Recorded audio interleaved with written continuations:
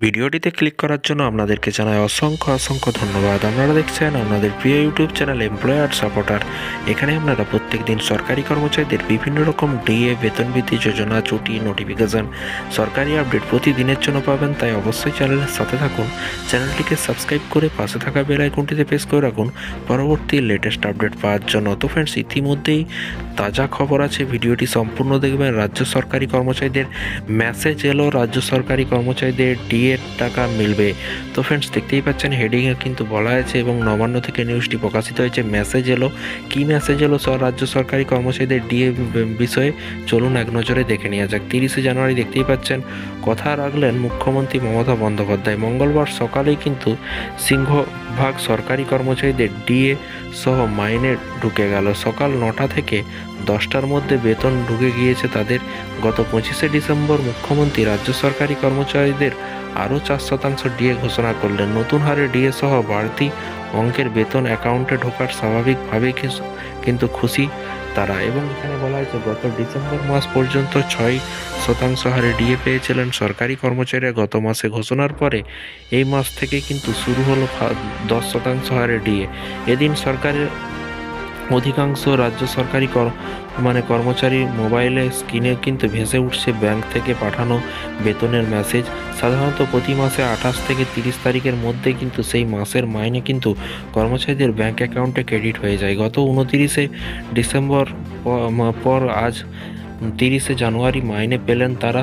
সকাল সকাল বেতন অ্যাকাউন্টে ক্রেডিট হয়ে যাওয়ায় বহু ব্যস্ত কর্মচারীদের অফিসে যাওয়ার পথেও কিন্তু প্রয়োজনে হাতে ক্যাশ পেয়ে যান। অর্থাৎ দিনভর অপেক্ষায় থাকতে হয় না।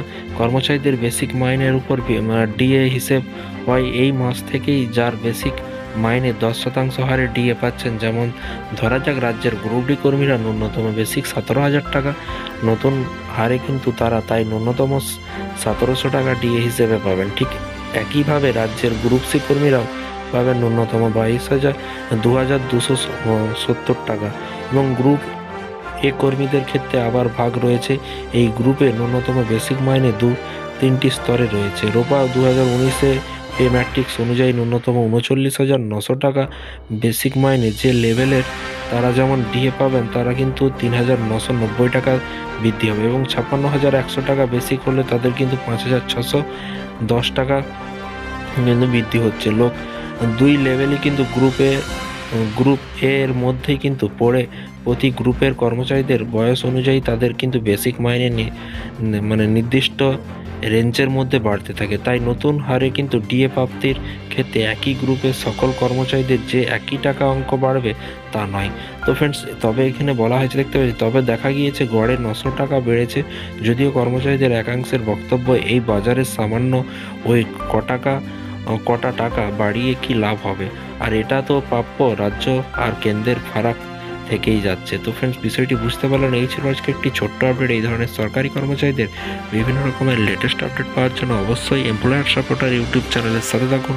চ্যানেলটিকে সাবস্ক্রাইব করে পাশে থাকা বেল আইকনটিতে প্রেস করে রাখতে ভুলবেন না। থ্যাংক ইউ ভিডিওটি এতক্ষণ দেখার জন্য।